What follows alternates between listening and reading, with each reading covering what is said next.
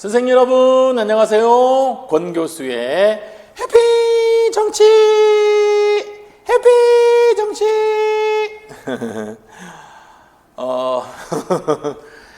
정말 우리가 언제 한번 정말 우리 대한민국 정치가 해피하다, 대한민국 정치가 우리 대한민국 국민들을 정말로 해피하게 만들어주는구나, 여러 정당들이, 정치인들이 우리 국민들을 행복하게 만들어주기 위해서 경쟁을 하는구나, 아름다운 경쟁이구나, 정말 보기 좋다, 이런 날이 올까요? 우리 선생님들은 대한민국 정치를 보면서 행복할 때도 있고 그렇지 않을 때도 있다, 이렇게 생각하실 것 같은데요. 저는 참 그러네요. 자, 사실 여기 해피 정치는 대한민국 정치가 행복하자, 세계 정치가 행복하자, 이게 아니고 우리 선생님들이 꿈을 이루기 위해서 지금 이렇게 열심히 공부하는 이 상황 자체를 우리가 해피하게 생각하면서 열심히 공부하자, 이런 취지로 제가 해피했습니다. 저는 사회과 교육론 강의도 듣고 또 사회문화 강의도 듣고 오신 분은 저를 아시겠지만, 또 정치부터 먼저 들으신 분이 계시면 뭐지? 이러실 수 있는데요. 저는 해피 사교, 해피 사문, 해피 정치, 계속 해피 합니다. 그죠? 해피 해야 말도 하는 대로 간다고, 그죠? 해피 해야 또 해피하겠죠? 자, 권 교수의 해피한 정치. 자, 사실은 제가 방금 말씀드렸지만 사회과 교육론 강의도 하고 사회문화 강의도 하고 또 정치 강의도 하는데요. 사실은 정치 강의를 하면서는 좀 여러분에게 좀 죄송하다, 이런 말씀을 꼭 제가 참 드리지 않을 수가 없는데, 정치 문제가 아시다시피 너무 적게 출제가 돼요. 지금 24학년도 같은 경우에는 보기에 따라서는 2문제다라고 볼 수도 있고요. 저는 이제 2.5문제다 이렇게, 기본권 충돌, 기본권 또 나오니까 이거는 이제 법이다 할 수도 있고요. 또 연대도 있었으니까 이거는 또 국제사회, 국제정치 부분에서 다루는 내용이기도 하니까 저는 2.5문제 이렇게 이야기도 했습니다만은, 어쨌든 사회과 교육론이나 사회문화 그리고 법, 이 과목들에 비해서 정치가 너무 조금 출제가 되고 있고요. 그리고 작년 24학년도 문제에서 정말 우리 수험생들을 뒤통수 친 게, 그동안 늘 나오던 문제가 사실은 있었어요. 늘 나오던 문제, 정부 형태 문제, 그리고 또 하나가 이제 선거제도, 그죠? 이 2문제는 그냥 매년 출제되다시피 그렇게 출제되어 왔었는데, 정작 24학년도에서는 그 문제가 지금 안 나오고요. 좀 엉뚱한 국제 정치에서 UN 국제기구에 대해서 좀 자세하게 이름 묻는 문제가 나온다든지, 그래서 솔직히 제가 우리 선생님들에게 어떤 도움을 드릴까 참 고민이 되었습니다. 근데 점점 쉽게 출제하는 추세이고요. 그러면 경제가 되었든 정치가 되었든 특정 과목을 공부를 안 하고 또 시험에 응할 수는 없기 때문에 공부는 또 하기는 해야 되고, 근데 정치라고 하는 게 워낙 방대하잖아요. 정치학의 시조라고 우리 일컬을 수 있는 아리스토텔레스부터 해서 근대 정치학의 아버지라고 하는 마키아벨리 거치고요. 그리고 지금 얼마나 많은 정치학자들이 계셔요. 그러니까 정말 정치학은 정말 옛날부터 있었던 또 그런 학문이라 볼 수 있고, 그러다 보니까 너무 사실 양이 많아요. 그런데 정작 우리 임용시험에서는 적게 출제가 되고 있고, 또 최근에는 수능에서 출제될 법한 문제도 또 출제되는 경향도 있고, 그래서 어떻게 할까, 제가 정말 많은 고민 끝에 제가 이 책을 작년에부터 이제 편집을 했고요. 작년에부터 사용하던 책인데, 이제 강의를 하면서 뺄 것은 빼자. 혹시나 요만큼의 가능성 때문에 그냥 싹 책 자체에서 빼버리기는 조금 그렇고, 강의를 하면서는 이 부분은 일단 넘어가겠습니다. 혹시나 여러분들이 공부하시다가 이 부분도 좀 한번 봐야 되겠는데, 그러면 그냥 사전 찾아보듯이 그런 용도로 쓰시고, 우리가 함께 살펴볼 부분에서는 과감하게 좀 빼도록 하겠습니다. 이렇게 이제 제가 마음을 먹었습니다. 자, 그래서 8주 동안 3번의 강의가 이제 올라갈 거고요. 그래서 3, 8, 24, 24번의 강의 동안 제가 나름 열심히 만든, 열심히 편집한 이 교재를 쭉 함께 살펴볼 겁니다. 요약형으로 개념 중심 수업 이런 거 아니고요. 저는 우리 이제 서답형이잖아요. 2014학년도부터 서답형으로 출제가 되고 있고, 기입형 그리고 서술형 이렇게 되어 있는데, 뭐 다 기입형 문제조차도 뭐 단답형이라기보다는 제시문을 주고 그 제시문에서 어떤 용어를 채우게 하는, 기입하게 하는 이런 문제. 또 서술형이라고 했지만 그 작성 방법에는 또 기입형도 있고, 또 뭐 의미를 서술하시오, 뭐 장단점을 서술하시오, 이런 식으로 이제 나오기 때문에 시험장에서 우리가 볼 수 있는 그런 제시문의 형태로 함께 공부를 하는 것이 효과적이겠다. 물론 초창기 1992학년도부터 지금 임용시험이 출제가 되고 있는데, 초창기 문제는 정말 허접한 그런 객관식 문제들도 있기 때문에 뭐 지금 이렇게 공부를 하는 것이 그것과는 별로 도움이 안 되는 게 아니냐라고 생각할 수 있지만, 우리는요 역대 쭉 출제된 기출문제들을 정확하게 분석하는 것이 목적이 아니고요. 기출문제들 중에서는, 특히나 정치 쪽에서 기출문제들 중에서는 엄청나게 많은 문제는 다시는 출제되지 않을 문제들이 너무 많습니다. 그러니까 그런 부분들을 과감하게 빼야 되고, 최근의 출제 경향에 부합되는 그런 내용들 위주로만 살펴보도록 하겠습니다.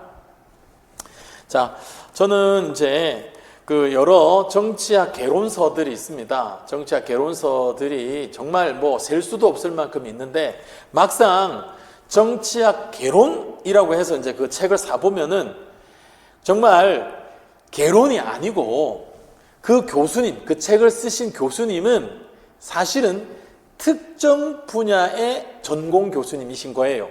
뭐 국제정치라든지 비교정치라든지 정부 형태라든지 민주주의론이라든지 국가론이라든지, 그렇게 이제 박사 논문 쓰시고, 또 대학에서도 뭐 그런 쪽의 강의를 주로 하시고, 책을 쓰셔도 또 그런 쪽의 책을 쓰시고, 그런데 책 전체 제목은 정치학 개론 이렇게 되어 있는 책들이 은근히 많더라고요.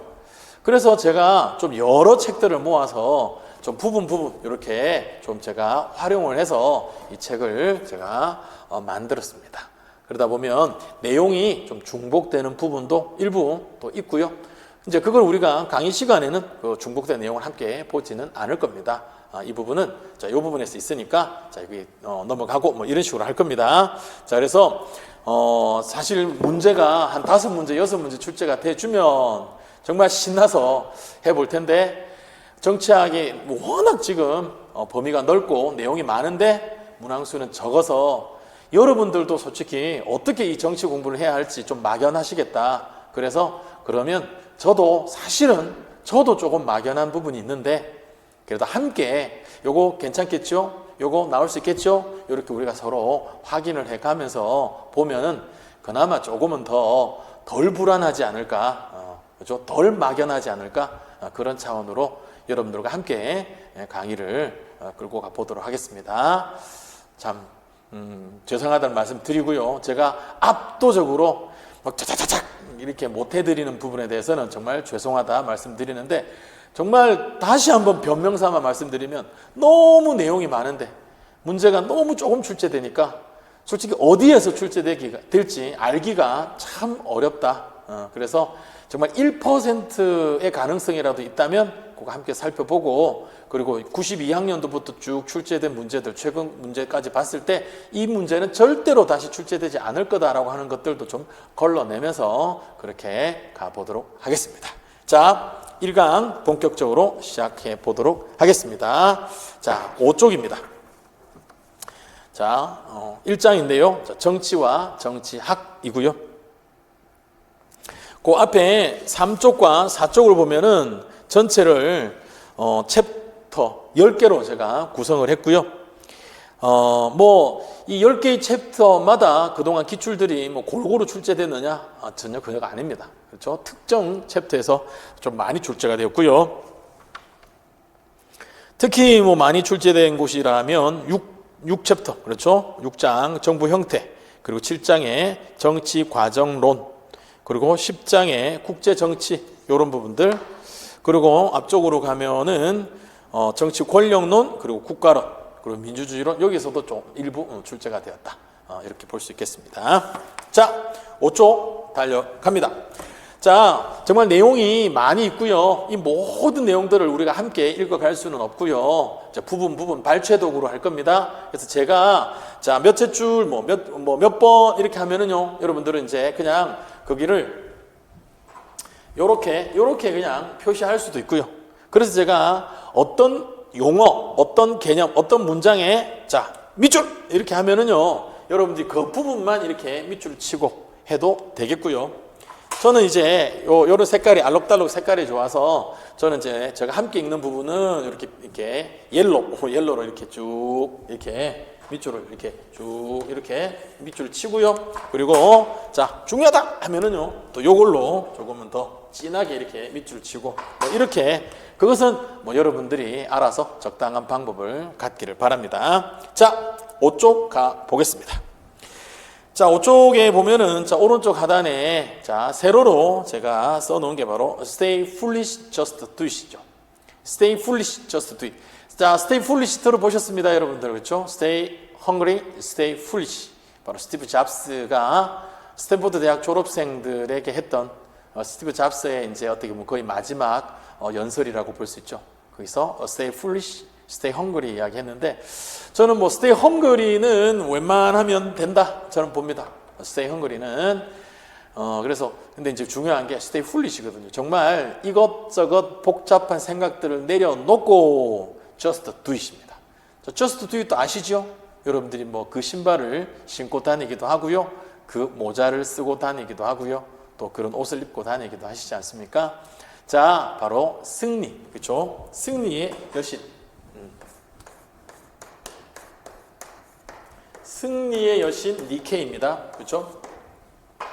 제가 왜 Stay Foolish와 Just Do It을 이렇게 둘을 합쳤느냐 하면 승리하는데 꼭 필요한 것이 바로 Stay Foolish이다 하는 겁니다. 너무 제가 이제 뭐 대입 수험생들도 보고 참 많은 사람들을 보는데 너무 생각이 많아요. 너무 생각이 많고 이것 때문에 되고 이것 때문에 안 되고 이거는 유리하고 저거는 불리하고 오늘 하면 안 될 것 같고 다음 주부터 해야 되고 올해는 아니고 내년부터 해야 되고 정말 생각이 많아요.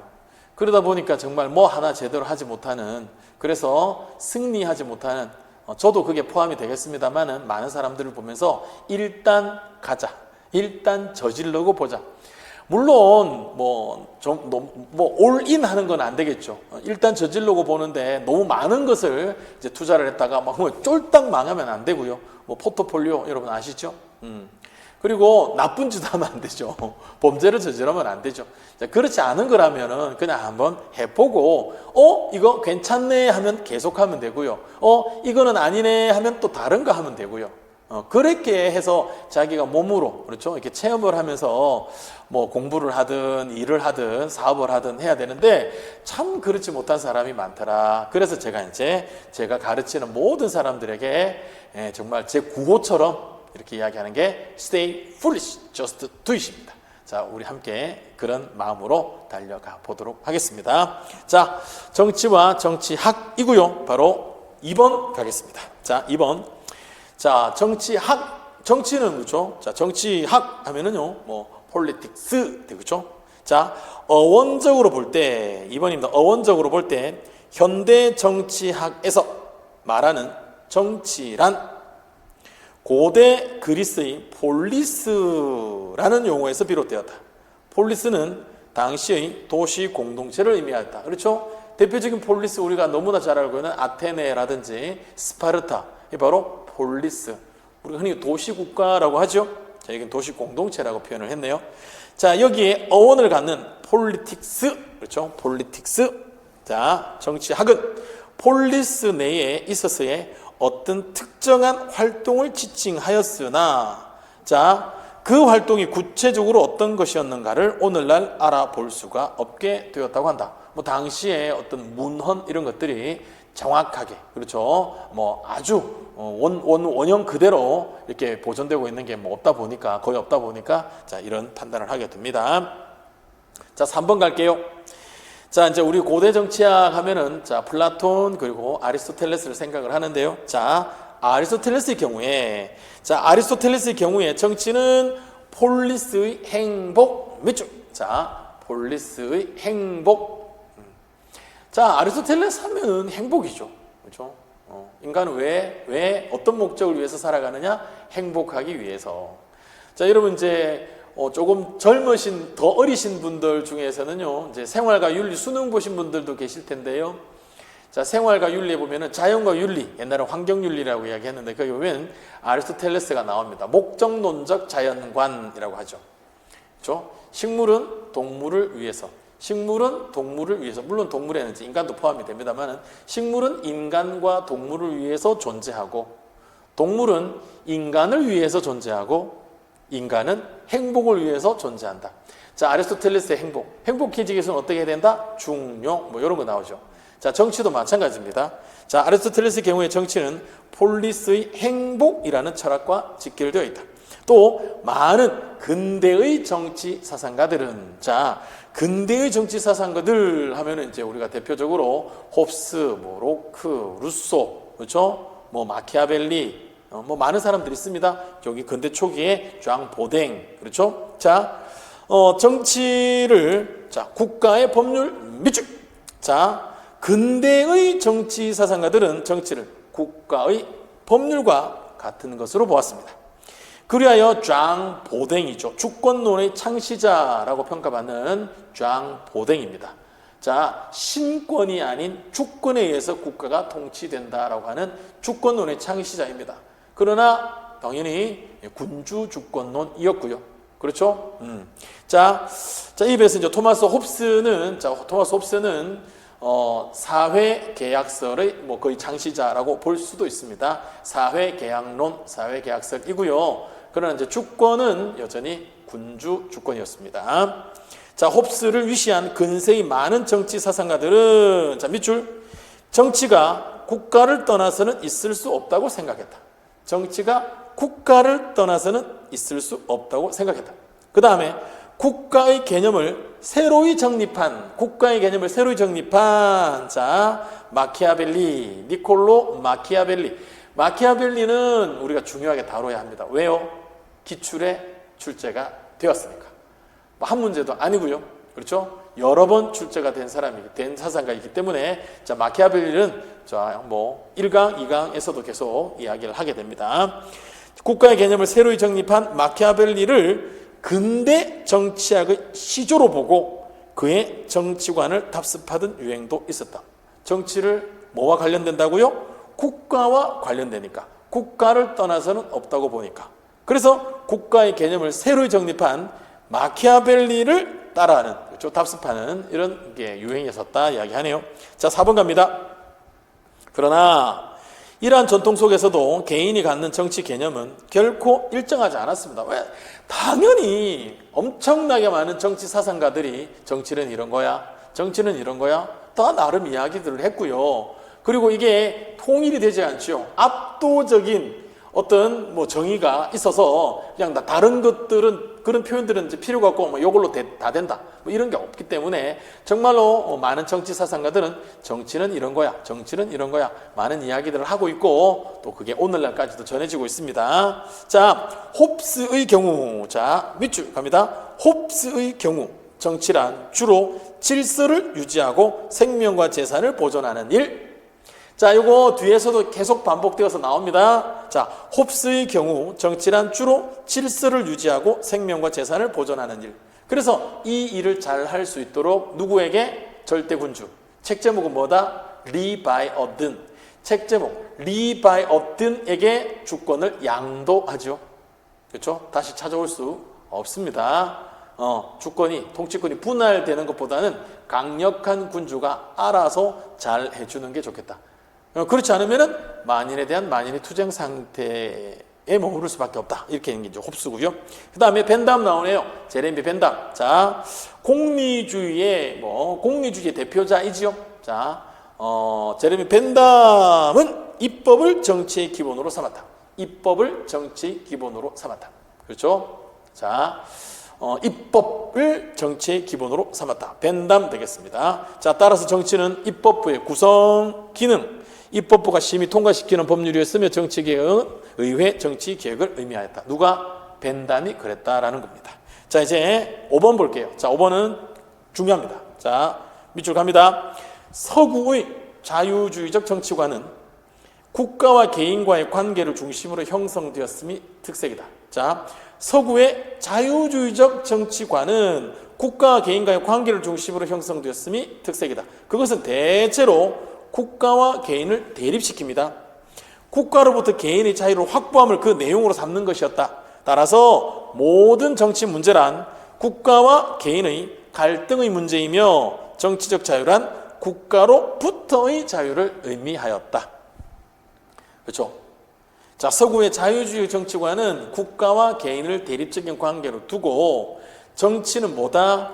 국가로부터 개인의 어떤 자유, 독립을 좀 확보하는 이것을 이제 정치의 중요한 면으로 보고 있다. 자, 넘어갑니다.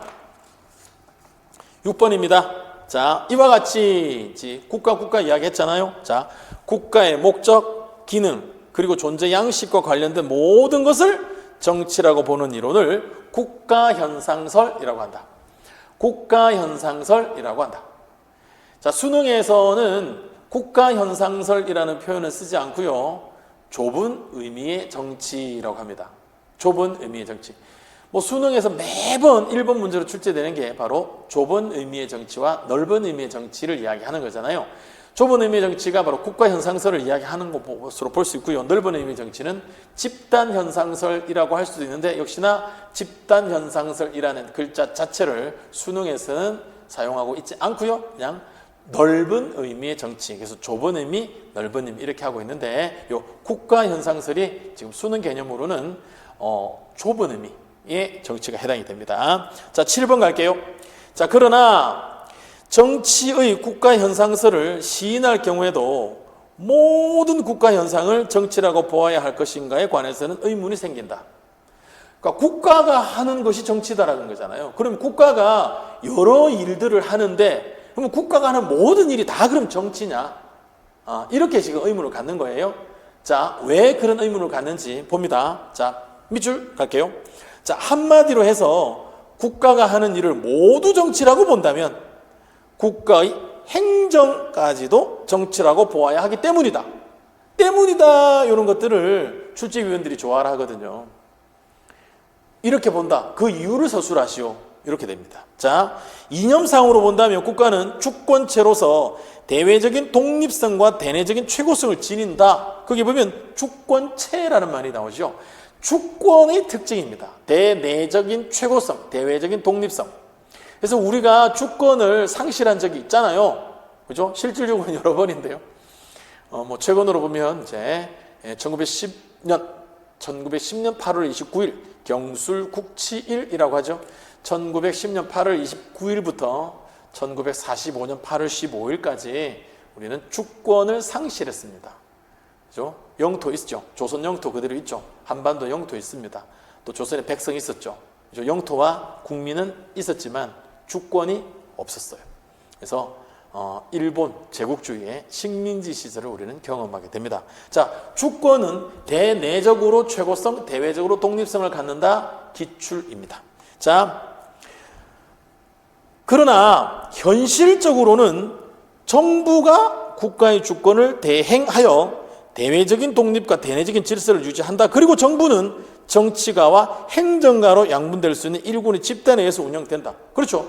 대한민국 자체는 없잖아요. 지금 2024년 현재 대한민국이라고 하는 국가의 국가 원수는 대통령이 있습니다. 그죠? 그래서 실질적으로는 윤석열 정부죠. 대통령 윤석열을 수반으로 하는, 그렇죠? 행정부 수반으로 하는 대통령이 어떤 정부가 대표를 합니다. 국제 어떤 회의라든지 국제기구에 참여해서, 그렇죠? 그런데 국가의 일 중에는 말했듯이 정치도 있고 정치 아닌 행정도 있다라는 이야기를 하는 거예요. 자, 밑줄 갑니다. 정치가가 하는 일은 대체로 최종적인 정책의 결정과 관계가 있으며, 행정가가 하는 일은 정치가가 결정한 정책을 집행하는 일과 관계가 깊다. 국가가 하는 모든 일이라면, 예를 들면 뭐 중앙정부, 지방정부도 있겠지만, 중앙정부라고 보면 뭐 교육부, 자, 교육부에 사무관이 있을 수 있겠죠? 교육부의 사무관이 일을 합니다. 그러면 교육부의 사무관이 정치를 하나요? 아니죠.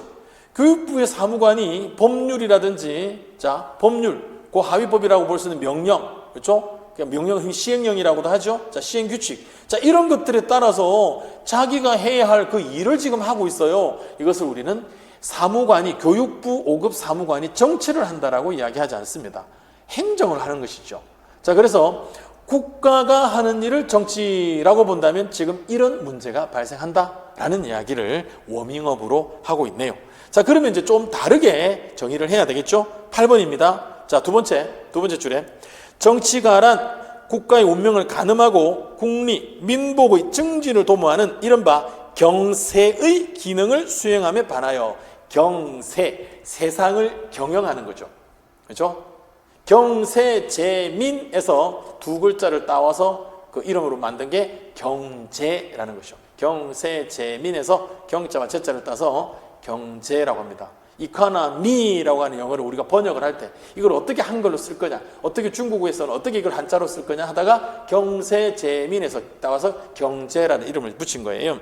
자, 경세의 기능을 수행하면 반해서 행정가란 일정한 조직 체계 내에서 정치적 결정을 충실히 이행하는 기능을 수행한다. 자, 밑으로 갑니다.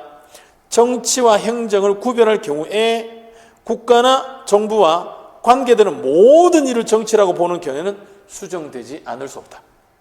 즉, 국가 현상을 정치와 행정으로 나누고 국가 현상 속에서도 어떠한 정책의 최종적인 결정과 관계되는 측면만을 정치적인 것으로 보아야 한다는 것이다. 그렇죠? 정치인이 바로 정책을 최종적으로 결정하는 것을 정치인이 하고요. 행정가는 그 정해진 정책을 구체적으로 이행한다 그랬잖아요.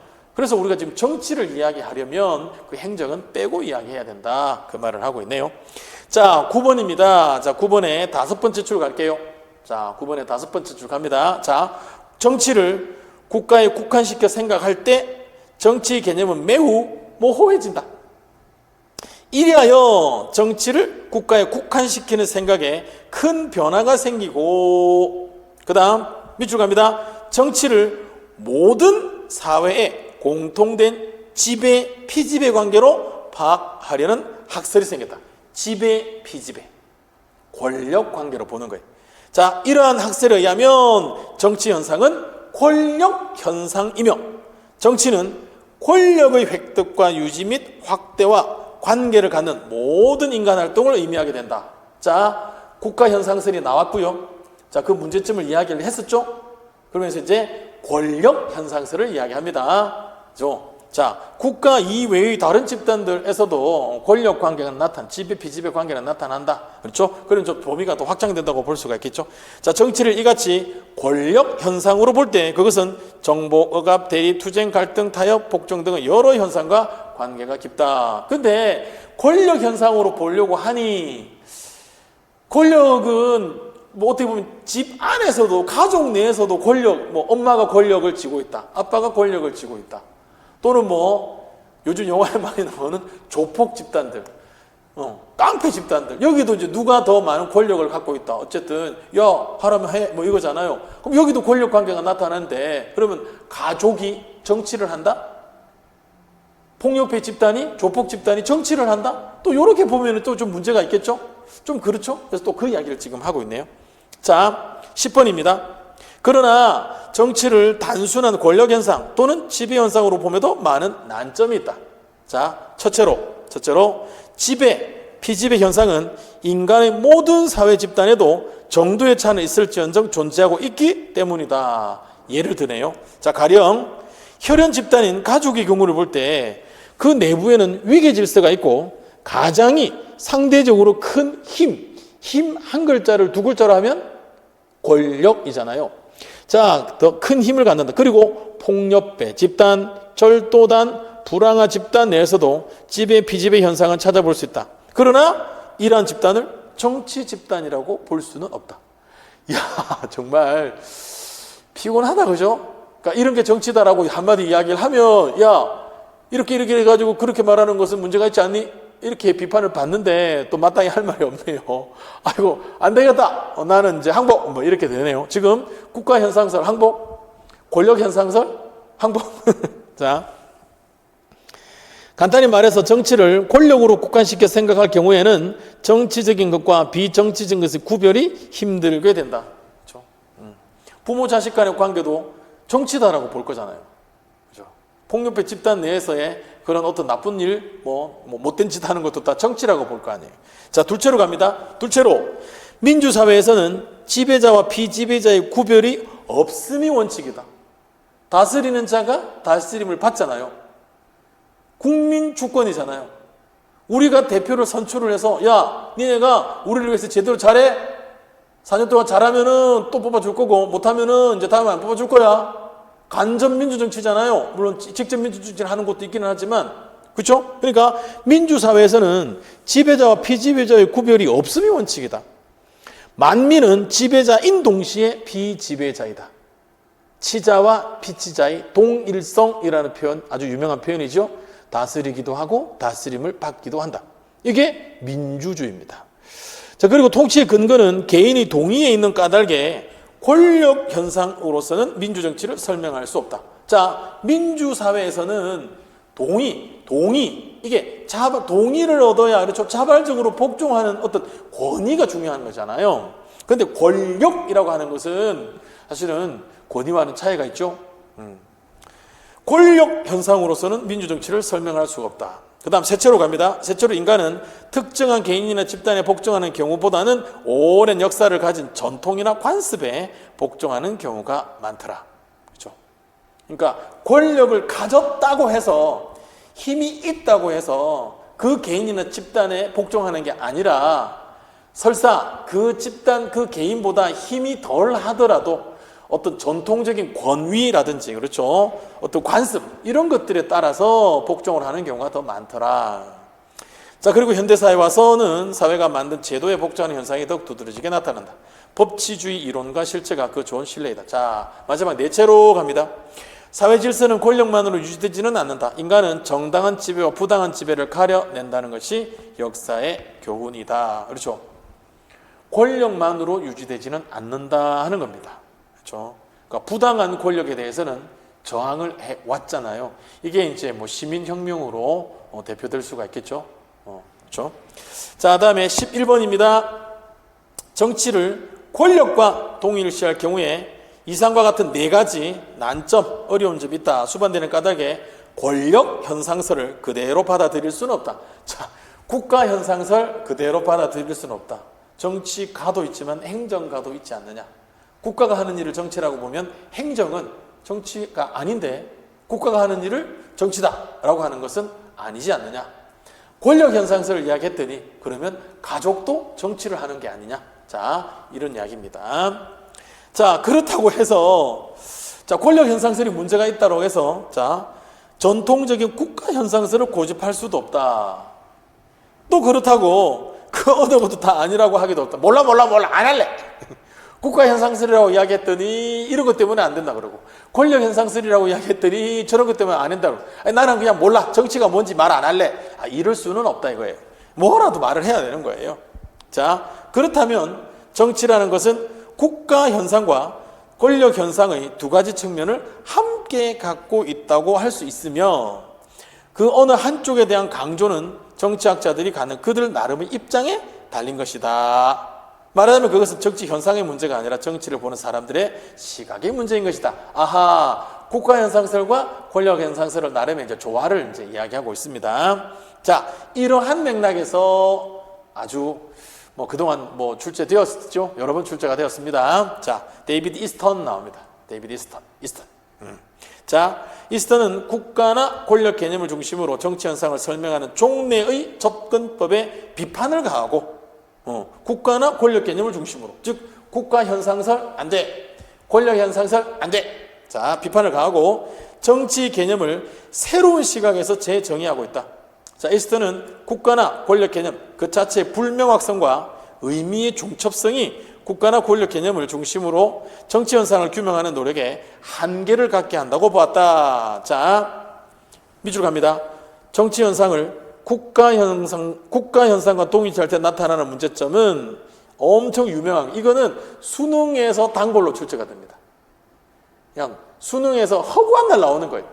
자, 정치 현상을 국가 현상과 동일할 때 나타나는 문제점은 우선 국가가 형성되기 이전의 정치 현상을 설명할 수 없다는 데다. 완전 본질적인 문제죠. 국가의 행위를 정치라고 보면 국가가 성립되기 이전에는 그럼 정치가 없었느냐? 한 마을에서 뭐 추장이 마을에 분쟁이 있었을 때 이렇게 해가지고 해결하거라. 이건 그럼 정치가 아니냐? 국가 성립 이전에는 그럼 그런 현상들은 뭐라고 해야 돼? 자, 이렇게 아주 본질적인 그런 문제가 있습니다. 또 국가 현상 그 자체도 인간의 복잡한 정치적 행동을 매개로 해서 비로소 표출된다고 볼 때 종래의, 자, 중요합니다. 국가 현상설은 국가 현상 이면의 이러한 인간의 복잡한 활동을 사상해버린 채 제도나 법 등과 같은 공식적 측면의 연구에 초점을 맞춤으로써 정치 현상의 동태성을 제대로 설명하지 못하게 된다. 그러니까 겉으로 드러나는 것 이면에 있는 어떤 복잡한 뭐 사회 문화적인, 정치적인, 어떤 종교적인, 교육적인 이런 여러 가지들에 대해서는 설명을 할 수가 없다 하는 겁니다.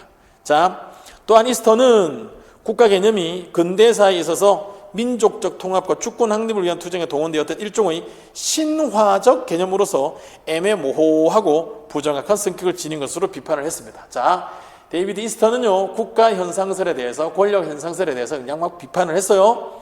그러면 그럼 너는 뭔데? 이렇게 해야죠. 그럼 너는 도대체 정치가 뭐라고 생각하니? 자, 여기에 대해서 답을 줘야 합니다. 바로 이게 기출입니다. 자, 이스턴은 또한 권력 중심의 연구 접근 역시 정치 현상을 규명하는 데 한계를 갖는다고 보았다. 자, 국가 현상설 비판했고요. 이제 권력 현상설 비판하네요. 자, 무엇보다도 권력 중심의 접근은 권력만을 유일한 변수로 간주함으로써 인간의 정치적 삶의 또 다른 다양한 측면을 포착하는데 실패하고 있다는 것이다.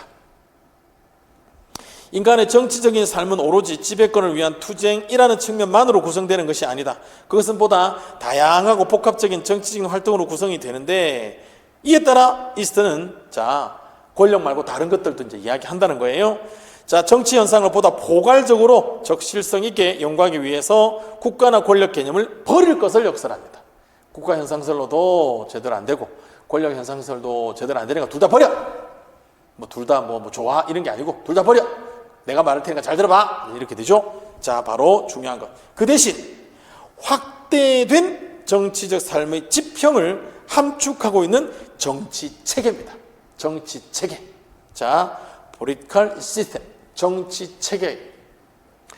이 체계라고 하는 거 참 이거 사회문화에서도 나오고요. 또 정치 저 뒤에 가면은 또 국제 정치에서도 이제 체계 나오죠. 정치 체계, 세계 체계. 또는 사회문화에서는 탈코 파슨스의 사회 체계. 자, 정치 체계라는 개념에 눈을 돌릴 것을 주장한다. 자, 이스턴이 보는 인간의 정치적인 삶이란 한 사회의 권위적 정책의 수립이나 그 집행에 중요한 영향을 미치는 모든 종류의 활동에 관련되어 있다라고 이스턴은 이야기를 합니다. 자, 밑에 14번 이러한 시각에서 자, 다시 밑줄 갑니다. 이스턴은 정치를 한 사회의 가치들을 권위적으로 배분하는 것으로 정의한다. 진하게 밑줄 치고요. 꼭 기억해야 합니다. 암기해서 여러분 쓰셔야 됩니다. 정치를 한 사회의 가치들을 권위적으로 배분하는 것으로 정의합니다. 자, 정치를 이렇게 정의했을 때 여기서 정의를 구성하고 있는 사회, 권위, 배분, 가치 등의 말이 무엇을 의미하는가 하는 점이 문제가 된다. 자, 인간의 정치적인 삶이 인간의 다양한 정치적 활동으로 구성된다고 볼 때 이러한 인간의 다양한 정치적인 활동은 그 사회의 가치 있는 것들을 둘러싸고 전개된다. 가치 있는 것들을 누가 더 많이 차지할 거냐? 뭐 없거나 부족한 사람들은 어떻게 그거를 나누어 가질 것이냐? 뭐 너무 많이 있는 사람은 국가가 나서서 조금 이렇게 다른 사람에게 없는 사람에게 나누어 주는 것 이런 것들을 허용해야 될 것이냐? 뭐 어쨌든 이런 여러 문제들과 관련이 된다라는 것입니다. 사회에 가치 있는 것들이란 부, 재화, 자원 등 물질적인 것과 권력, 존경, 명예 등 비물질적인 것으로 나눠 볼 수 있다. 이러한 가치들은 기본적으로 인간의 욕구를 충족시켜 줄 수 있는 수단이 됨으로써 사회 구성원들 상호 간 경쟁의 목표가 된다. 그런데 만일 이러한 가치 있는 것들이 한 사회 내에 무제한적으로 주어지고 있다면 그 사회 내에 이를 둘러싼 분쟁의 갈등과 경쟁은 치열하지 않고 평화적으로 이루어질 수 있다. 얼마든지 자기가 가지고 싶다면 그냥 가질 수 있어요. 다른 사람이 가진 것은 그래 너는 그거 가져? 나는 또 다르게 그걸 가질 수 있는 거예요. 이렇다면 싸울 일이 없다 하는 겁니다. 근데 그렇지 않기 때문에 가치 있는 것들은 그렇지 않기 때문에 문제가 된다라는 거죠. 그러나 현실은 그렇지 못하기 때문에 한 사회에 있어서 이러한 가치는 크게 제한되어 있음이 상례이다. 흔히 이는 밑줄 가치의 희소성이라는 개념으로 파악됩니다. 가치의 희소성. 자, 희소성. 사람들이 원하는 것은 많은데 많이 원하는데 그만큼 있지 못하는 것. 그렇죠? 이게 바로 희소성이죠.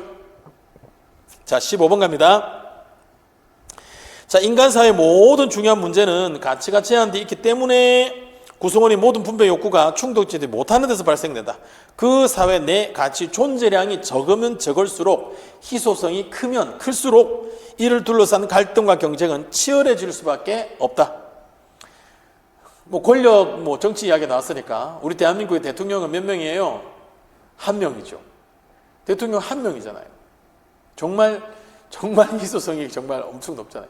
한 명이기 때문에 치열하잖아요. 정말 치열하게 갈등, 경쟁하죠. 그리고 all or nothing입니다. 당선된 사람과 낙선한 사람의 표 차이가 얼마 안 나니까 부통령 시켜준다. 또는 임기를 5년인데 3년 이내로 한다. 아니죠. 그냥 5년 동안 다 갖는 거고 정말 한 표 차이로 떨어져도 그냥 0인 것입니다. 자, 이러다 보니까 정말 극한적인 어떤 대립, 갈등, 경쟁 나타날 수밖에 없겠죠. 자, 따라서 시험에 나온 바로 그 문장들입니다. 봅니다. 가치의 배분을 둘러싼 갈등과 경쟁 관계를 원만하게 해결하기 위해서 어느 정도의 조정과 통제의 필요성이 생기게 된다. 극한적인 갈등으로 가지 못하도록 하기 위해서 이러한 조정과 통제는 가치를 배분하는 정책, 즉 결정과 행동으로 표출된다.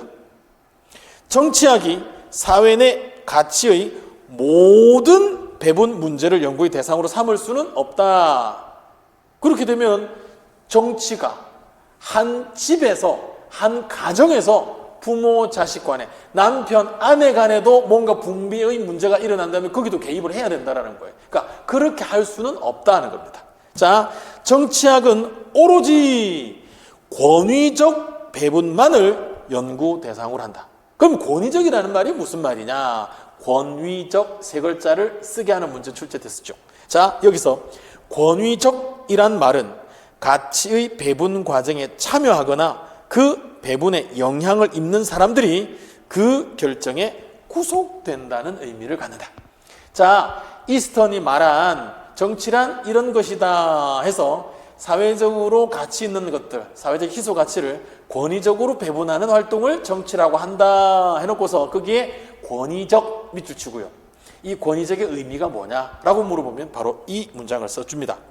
가치의 배분 과정에 참여하거나 그 배분에 영향을 입는 사람들이 그 결정에 구속된다는 의미를 갖는다. 이게 바로 권위적이다 하는 겁니다. 자, 권 교수의 해피 정치. 자, 우리 1강 시작을 했는데요. 자, 1강은 워밍업 하는 강의로서 자, 여기서 1강을 마무리하고요. 저는 2강에서 본격적으로 자, 정치의 개념에 대한 학설부터 시작을 해서 다시 달려보도록 하겠습니다. 자, 1강 마치고 2강에서 뵙겠습니다. 여러분 고맙습니다.